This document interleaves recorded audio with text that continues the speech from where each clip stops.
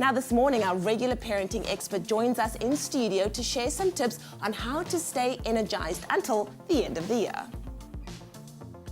Now, it's almost the end of the year. I almost cannot believe it. And whether you are parenting children, teaching children, or even managing a team at work, it's vital that you know how to fill your own cup. And this means keeping your own emotional, physical, and mental energy up. Now, this morning we chat to our creative parenting expert, Nikki Bush, just to tell us how do we fill our own cups just to make it through this last push to the end of the year. Nikki, lovely to have you with us. I think I can speak for a lot of people out there. We can feel it.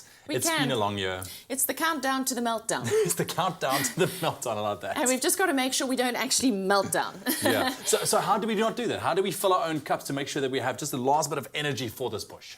So we need to keep perspective because it's the last few weeks. There's lots going on. And if we don't fill our own cups, how do we keep giving to everybody else? Particularly if you're managing a team or you're a parent or a teacher, you've got these very needy children and you've got to find a way. You know what the air hostess says? When that oxygen mask falls down, you've got to use it first as the adult before you help a child. Because if you don't have that oxygen, if you don't have that energy, there's nothing you can do to help anybody. So there are things that we can do. And it is about looking after yourself first. So things like what we eat. It's so tempting to start eating sugar and starch at this time of the year, and that doesn't help you get sustained energy. Yeah. Sleep is a huge, huge issue, and it's becoming massive internationally that we're waking up to the fact that too little sleep is actually causing so much harm, physically, emotionally, mentally. And one of the things we need to do is detox for an hour before bedtime. No screens. Because the blue rays coming off a screen deplete about 20% of the melatonin, which is your sleep hormone, before you even go to sleep. And then you battle to sleep and your quality of sleep is not as good as it should be. All right. Okay. It's very important to take the tablets away from the kids as well. That too. Yeah. So, and then things like water, hydration. It's a hot time of the year here in South Africa. So drink as much water as you can. Get some exercise. You know better than anybody. Those happiness endorphins they help. And then the other one that's important is that if you're carrying emotional baggage, that's emotional toxicity.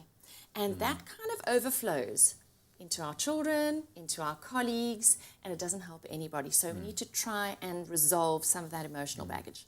So basically also it comes down to knowing yourself and what things you need to do, because there's only certain things that fill you up as opposed to what will fill somebody else up. That's right. So I know many people, for example, who really need to run and exercise in order to replenish their energy.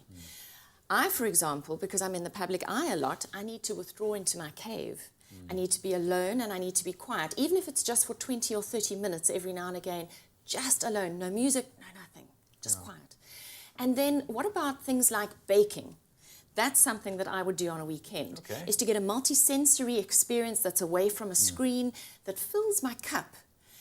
So everybody will do it differently. Some people need to socialize in order to fill their emotional cup. So you've got to know what it is for you so that you can fill that cup in the best possible way for you. Yeah. So I think the key here is trying to figure out yourself and what really energizes you, because you could be extremely exhausted, but a workout might do just the trick. Exactly. That's very interesting. All right, Nikki, we're going to continue with this conversation a little bit later on. It really is such an interesting one. It comes down to knowing yourself. So go at it and find out what exactly it is that energizes you for the rest of the year.